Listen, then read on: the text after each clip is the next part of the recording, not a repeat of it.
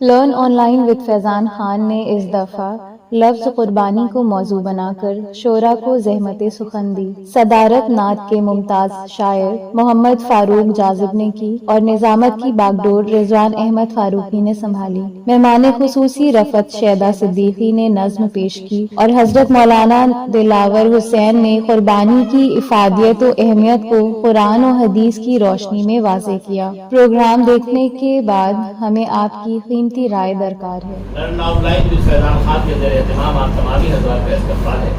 آج ہماری محفل میں نئی خوشگوار اضافے ہوئے جہاں شعراء حضرات آئے وہیں ان کے داماد اور ان کے خاندان سے تعلق رکھنے والی شخصیات بھی ہیں۔ اس طرح پرانے لکھنؤ میں جو اہم لوگ تھے جنہوں نے ادب کو اور ادیبوں کو دیکھا ہے، شاعروں کو کڑوٹ کڑوٹ پڑھا ہے اور برسوں ان کی صحبت میں رہ کے بہت کچھ وہ سیکھا ہے جو کتابوں سے آسان نہیں ہے، ممکن ہے۔ اس طرح ان تمامی شخصیات کا استقبال ہے۔ نام میں بے ترتیب صحیح لیکن دھیمے دھیمے لیتا رہوں گا۔ حضرت مولانا یقین فیض آبادی صاحب پہلی مرتبہ تشریف لائے، لیکن امید یہ کی جانا چاہیے کہ وہ آتے رہیں گے اور اسی طرح کی محافل کو اور ہم بامقصد بناتے رہیں گے۔ ہماری محفلوں میں عام طور پہ یہ ہوتا ہے کہ ہم اگر مشاعرہ ہے تو صرف شاعری ہوتی ہے، لیکن اس کا ایک حصہ نثر کا ہونا چاہیے۔ ہم جس طرح کی ہم محفلیں منعقد کر رہے ہیں یا ابھی ہم نے قرآن کیا انسان کے نام سے شمام پیس فاؤنڈیشن کے زیر اہتمام، وہاں بھی لرن آن لائن وتھ فیضان خان نے کور کیا تھا۔ اس میں خاص بات یہ تھی کہ ہم نے مائل ملی آبادی صاحب کو یاد کیا۔ مائل صاحب نے 200 ناول لکھے، 200 ناول ان کے منظر عام پر آئے اور ہر ناول نے چونکایا، اس لیے کہ وہ ناول عام ناول نہیں تھے، وہ اسلامی ناول تھے، لیکن ان کو بھی ہم نے بلا دیا۔ نہ صرف ملی آباد نے بلکہ لکھنؤ والوں نے، ہر ہیڈ اتر پردیش اردو اکیڈمی نے پچھلے 20 سال میں کوئی سلیقے کا پروگرام ان پہ نہیں کیا۔ یہ سب کام ہم ہی کو کرنا پڑے گا جو ادب کے حوالے سے کام کر رہے ہیں یا خود کو ادیب شاعر کہتے اور سمجھتے ہیں۔ انہیں چاہیے کہ اپنے اجداد کو، اسلاف کو، محسنین کو، علمین کو وقتاً فوقتاً یاد کیا جائے۔ اسی سلسلے کی کڑی آج بھی ہے۔ آج چونکہ قربانی کا موقع ہے اور قربانی بہت وسیع لفظ ہے، صرف اس کو حضرت اسماعیل یا حضرت ابراہیم تک محدود نہیں کیا جا سکتا۔ چھوٹی چھوٹی قربانیاں بہت سی ہیں۔ ماں باپ کی قربانیاں اپنے بچوں کے لیے ہوتی ہیں۔ بیٹی کا اظہار ہوتا ہے کہ وہ ماں باپ کو چھوڑ کے اس گھر میں جاتی ہے جس سے کبھی کوئی واسطہ ہی نہیں ہوتا ہے۔ پھر دیگر طرح کی قربانیاں ہیں کہ ماں اپنے پیٹ میں بچے کو رکھتی ہے 9 مہینے، اس کے بعد وہ وجود میں آتا ہے، اس کو کس طرح وہ خاک سے پاک کر کے جوان کرتی ہے، پھر اس کے بعد اس کو کیا کیا جھیلنا پڑتا ہے، یہ سب قربانی ہی ہے۔ بچوں کو ہم پڑھاتے ہیں، ان سے اچھی امیدیں رکھتے ہیں، کبھی کبھی اس کا الٹا ہوتا ہے، وہ بھی تو قربانی ہے۔ تو قربانی لفظ بہت وسعت رکھتا ہے، شاعر ادیب اس کو جس طرح چاہیں باندھیں اور کہیں، لیکن یہ سب کسی حد تک چھوٹے چھوٹے ذرے ہیں قربانی کے۔ انتہا حضرت ابراہیم و اسماعیل ہے۔ اسی حوالے سے ہمیں حضرت مولانا یقین فیض آبادی کو دعوت دی ہے کہ آج کا جو موضوع قربانی ہے اس پہ ان کی تقریر ہوگی۔ تو حق ہے جتنی دیر چاہیں وہ قرآن و حدیث کے حوالے سے، کے حوالے سے جس طرح چاہیں گفتگو کریں۔ صدارت کا اعلان ہو گیا۔ بہت ہی منجمرنگ اور باوقار شخصیت حضرت فاروق جاذب صاحب دعوت برکات ان کی۔ ان کا کمال یہ ہے کہ یہ قرآن ہے، ان کی کتاب اتنی موٹی ہے، ان کو لوگ دیکھ کے دھوکہ کھاتے ہیں کہ اتنے تھان پان آدمی نے اتنی موٹی کتاب کیوں تیار کی۔ اگر وہ ناز کی نہ ہو کہ غزل کی ہوتی تو جس سے آپ کا عشق وغیرہ خدا خواستہ بگڑ جائے معاملہ، اس کو مارنے کے کام میں آتی ہے، لیکن چونکہ نعت کی کتاب ہے اس لیے وہ عاقبت کو سنوارنے کے لیے ہے اور ہمارے عقیدوں کو درست کرنے کے لیے ہے۔ وہ کتاب اپنے گھروں میں ضرور رکھنا چاہیے۔ یہ کتاب ان سے تحفۃ نہیں بلکہ بدل لینا چاہیے۔ صدر ذوالفقار کا اعلان ہو گیا، حضرت مولانا کی تقریر ہوگی۔ میں آپ کو زحمت دیتا ہوں، آپ تشریف لائیں اور آج کی محفل کا باقاعدہ آغاز کریں۔ بسم اللہ الرحمن الرحیم، نحمده ونصلی علی رسوله الکریم، اما بعد۔ قال اللہ تبارک و تعالی: اعوذ باللہ من الشیطان الرجیم، بسم اللہ الرحمن الرحیم۔ لن ینال اللہ لحومها ولا دماؤها ولكن يناله التقوى منكم۔ وعن ابی ہریرہ رضی اللہ عنہ قال قال رسول اللہ صلی اللہ علیہ وسلم: ان اللہ لا ينظر الى اجسامکم ولا الى صورکم ولكن ينظر الى قلوبکم، او کما قال علیہ الصلوۃ والسلام۔ صدر محترم، بزرگوں اور دوستوں، ابھی عید الاضحیٰ کا موقع چند دن پہلے گزرا ہے. یہ جس قربانی کی یاد دلاتا ہے وہ حضرت ابراہیم اور اسماعیل علیہ السلام اور ان کے خاندان کی قربانی ہے. قربانی لفظ بھی عربی ہے. قربانی کے لیے نحر لفظ بھی قرآن ہی میں آیا ہے. لفظ قربان بھی عربی ہے. اسی طرح انفاق خرچ کرنا یہ بھی قربانی کے معنی میں آتا ہے. قربانی بہت وسیع معنی رکھتا ہے. جیسا کہ ابھی ذکر چل رہا تھا کہ قربانی صرف جانور کی قربانی نہیں ہے بلکہ خواہشات کی قربانی، وقت کی قربانی، صلاحیت کی قربانی، مال و دولت کی قربانی، یہ سب قربانیوں پر محیط ہے لفظ قربانی. خاص طور پر عید الاضحیٰ کے موقع سے جس قربانی کو یاد کیا جاتا ہے اس قربانی کے متعلق بھی اللہ تبارک تعالیٰ کا ارشاد ہے کہ قربانی کا گوشت اور اس کا خون اللہ تک ہرگز نہیں پہنچتا، البتہ تمہارے دل کی تڑپ پہنچتی ہے، جذبہ پہنچتا ہے، پرہیزگاری پہنچتی ہے. اس سے معلوم ہوتا ہے جب سب سے عظیم قربانی کے لیے اللہ تعالیٰ نے تقویٰ کی شرط لگائی، دل کے جذبے کی شرط لگائی، تو ہر قربانی کے لیے پھر یہ شرط ہے. کسی قسم کی قربانی اگر دی گئی اور اس میں اللہ کی رضا مقصود نہیں ہے، اللہ کی خوشنودی مقصود نہیں ہے، تو پھر اللہ تعالیٰ اسے قبول نہیں فرماتے. اگر دوسروں کو خوش کرنے کے لیے کوئی قربانی کی گئی، کوئی عبادت کی گئی، کوئی نیک عمل کیا گیا، تو قیامت کے دن اللہ تبارک تعالیٰ فرمائیں گے جس کو راضی کرنے کے لیے تم نے یہ عمل کیا تھا اس سے جا کے بدلہ لے لو. لہذا ہم جس قسم کی بھی قربانی پیش کریں اس میں یہ ذہن میں رہنا چاہیے کہ اللہ کی رضا کے لیے قربانی کر رہے ہیں. بڑے جانور میں 7 نام لیے جاتے ہیں، ان کی طرف سے قربانی ہوتی ہے. اس میں فقہی مسئلہ لکھا ہے، اگر اس میں ایک آدمی صرف یہ سوچ کر شریک ہو کہ مجھے تو صرف گوشت چاہیے تو کسی کی قربانی نہیں ہوگی.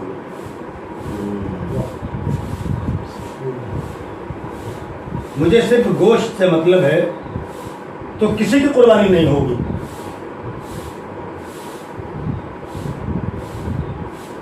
لہذا ایک آدمی اپنی بدنیتی سے سارے مخلصین کی قربانی کو ضائع کر سکتا ہے.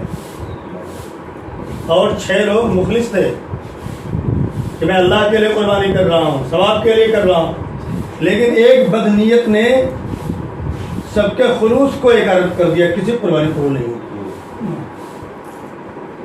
تو پھر اکیلے کی قربانی جو وہ بکرا قربان کر رہا ہے، ایک نام والی قربانی، وہ خود اندازہ لگا لے کہ اس کا حال کیا ہوگا. یہ مسئلہ کہیں لکھا نہیں ہے کہ بکرے کی قربانی میں اللہ اگر وہ گوشت کی نیت کرے تو قربانی نہیں ہوگی، یہ نہیں لکھا. جب اس کی بدنیتی سے 6 مخلصین برباد ہو سکتے ہیں تو آپ اکیلے ہی جب بدنیت ہیں تو آپ کی قربانی کا کیا حال ہوگا یہ آپ خود اندازہ لگا سکتے ہیں. لہذا کوئی بھی قربانی دی جائے اللہ کی رضا مقصود ہونا چاہیے، اس لیے کہ اللہ تک وہی پہنچتا ہے. حضرت ابراہیم علیہ السلام نے خواب میں دیکھا تھا کہ قربانی کر رہا ہوں، اور اپنے بیٹے کو خواب ہی کہہ کے ذکر بھی کیا. انی ارا فی المنام یا بنی انی ارا فی المنام، اے بیٹے میں خواب میں دیکھ رہا ہوں अन्नी अज़बहुका, कि मैं तुम्हें ज़बह कर रहा हूँ। फंजुर, तुम गौर करो, मादा तरा, तुम क्या देखते हो, तुम्हारी क्या राय है। इब्राहिम अलैहिस्सलाम ने ख्वाब में देखा और ख्वाब ही जिक्र भी किया, ख्वाब कह के जिक्र किया।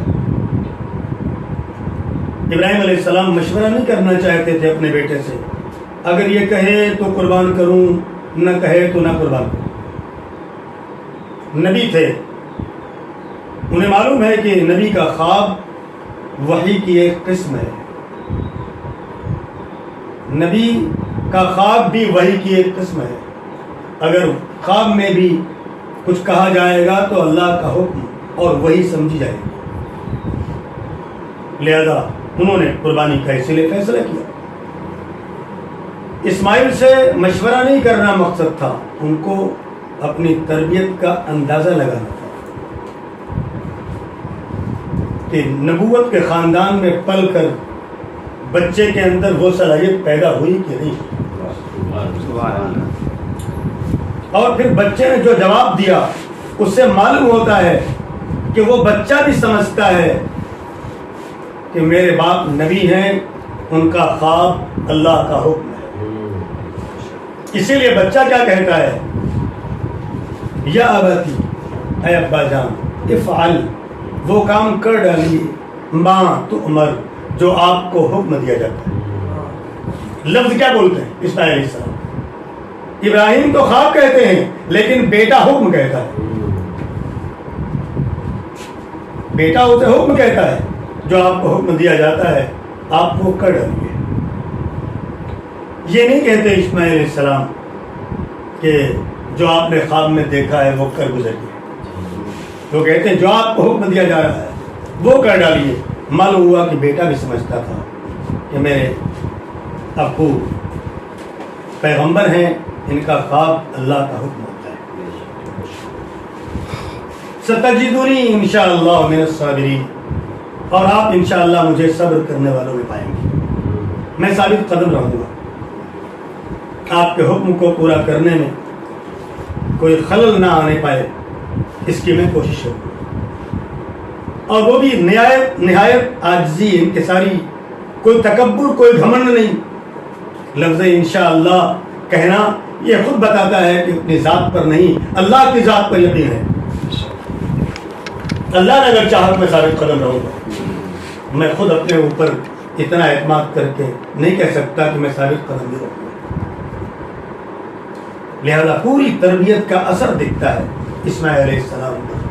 सिर्फ दो चार जुमलों में मालूम हो जाता है कि तरबियत क्या है। आता है इस्माइल अलैहिस्सलाम खुद ही कहते हैं, अब्बा जान मेरे पैर रस्सी से बांध दीजिए ताकि उछलने कूदने की वजह से आपके दामन पर खून के छींटे ना पड़े। एक मुख्तलिफ रिवायतें हैं, एक रिवायत में ये भी अल्फाज है, आपके दामन पर खून के छींटे ना पड़े। ये भी है कि आपकी छुरी इधर उधर ना बहक जाए, लेकिन खून के छींटे भी। और अपनी आंखों पर पट्टी बांध लीजिए ताकि आखिर वक्त में कहीं औलाद की मोहब्बत अल्लाह के हुक्म पर गालिब ना आ जाए। और फिर अपने को कहते हैं, मुझे चेहरे के बल सीधा मत लेटाइए, पेशानी के बल लेटाइए ताकि मुझे भी आपका चेहरा देखने का मौका न मिले, किसी तरह की कोई रुकावट पेश ना आए अल्लाह के हुक्म वगैरह में। और छुरी को नीचे से रख कर चलाए। अल-कुरान ने नकल किया, फतल्लहु बिल जबीन, पेशानी के बल लेटा दिया इब्राहिम अलैहिस्सलाम।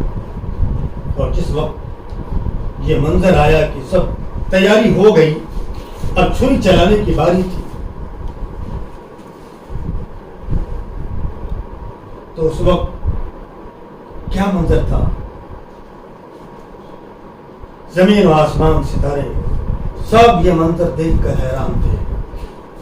फरिश्ते हैरान थे, ये क्या हो रहा है। क्या आज एक बाप अपने बेटे को ज़बाई कर देगा।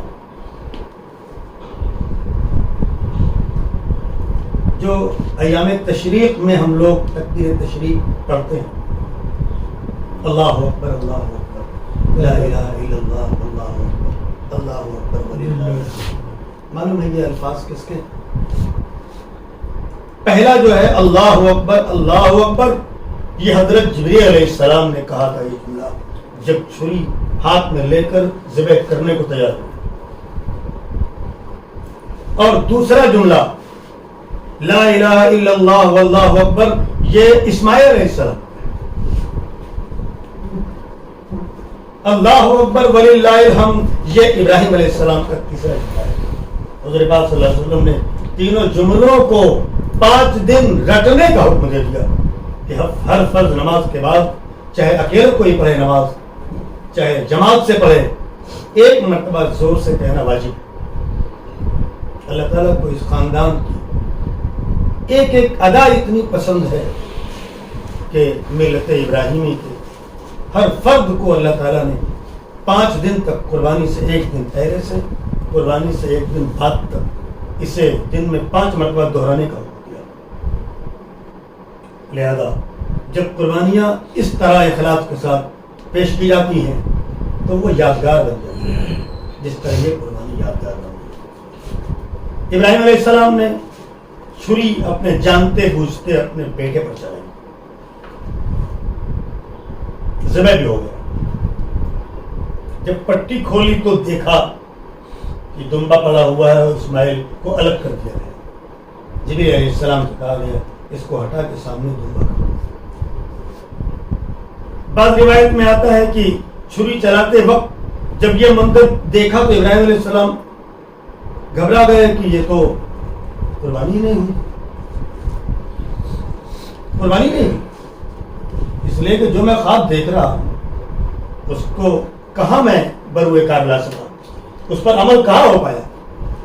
اللہ تعالیٰ نے فرمایا قد صدقت الرؤیا یا ابراہیم، اے ابراہیم تم نے اپنا خواب سچ کر دکھایا.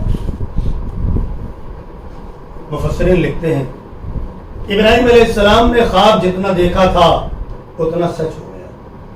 یہ خواب ہی میں نہیں دیکھا تھا کہ گردن کٹی ہے ٹکڑے الگ ہیں خون بہ رہا، یہ خواب میں نہیں دیکھا تھا. خواب کیا ذکر کیا؟ انی اذبحو کا، میں ذبح کر رہا ہوں، کر چکا ہوں، دیکھا ہی نہیں رہا. تو جتنا دیکھا تھا اس پر تو عمل ہو گیا. خواب میں جتنا دیکھا تھا کر رہا ہوں اس پر عمل ہو گیا. اللہ نے کہا قد صدقت الرؤیا، تم نے اپنا خواب سچ کر دکھایا. اتنا ہی خواب دیکھا تھا. انا کذالک نجزی المحسنین، ہم بات ماننے والوں کو ایسے ہی بدلہ دیتے ہیں کہ ان کا نقصان بھی نہیں ہوتا اور ان کو بدلہ مل جاتا ہے،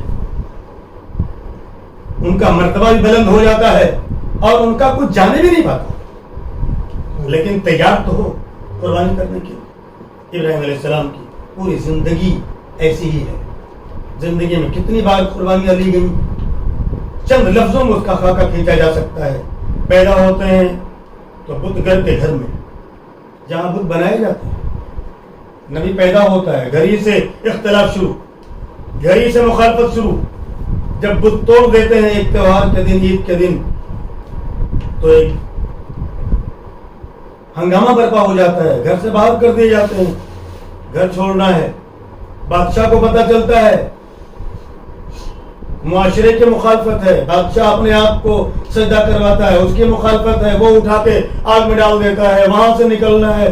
چلو اس کے بعد جب بستی علاقہ چھوڑ دیا، عراق چھوڑنے کے بعد ملک شام چلے آئے، تو اللہ تعالیٰ نے کہا اپنی بیوی اور بچے کو لے جا کر بے آب و گیا مکے کی جگہ میں وادی میں چھوڑ.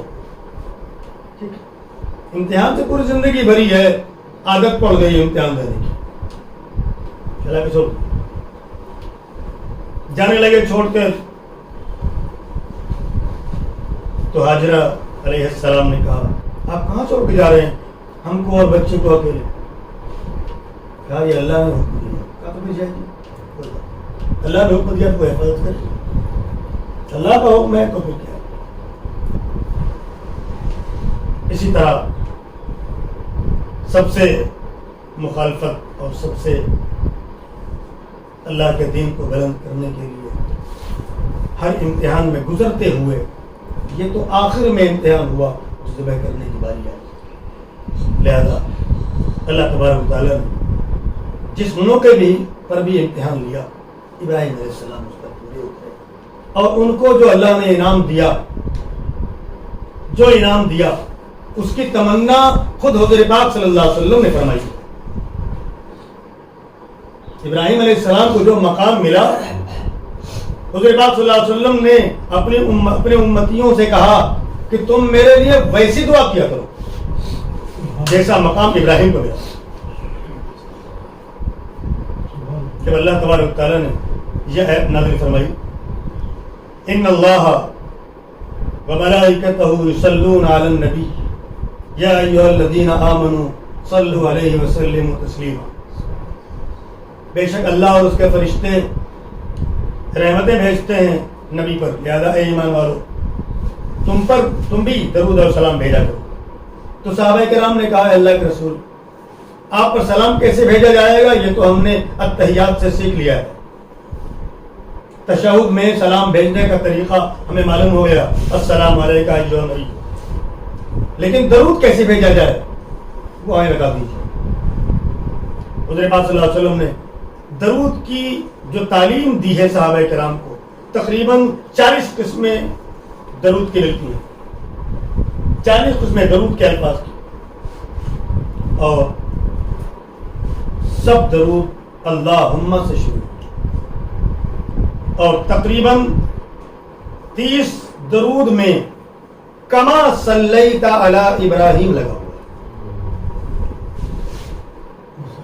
اے اللہ محمد صلی اللہ علیہ وسلم پر اور ان کی آل پر اس طرح رحمتیں نازل فرما جس طرح ابراہیم علیہ السلام اور ان کی اولاد پر رحمتیں نازل فرمائی.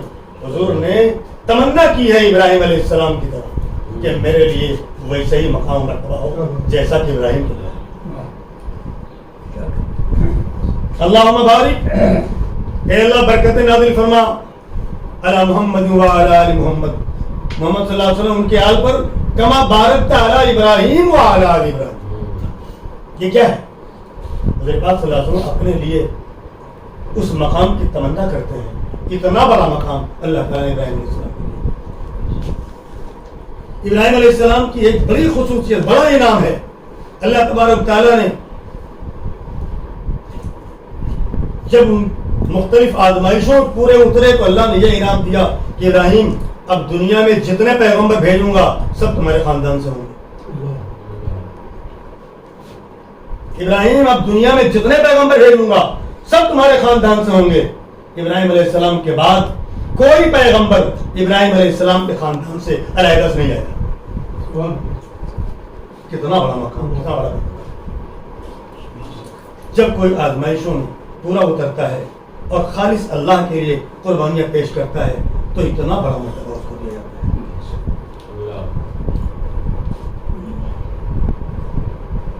لہذا قربانیوں کے سلسلے میں یہ ذہن میں بات رہے کہ اللہ کے لیے قربانی کی جائے.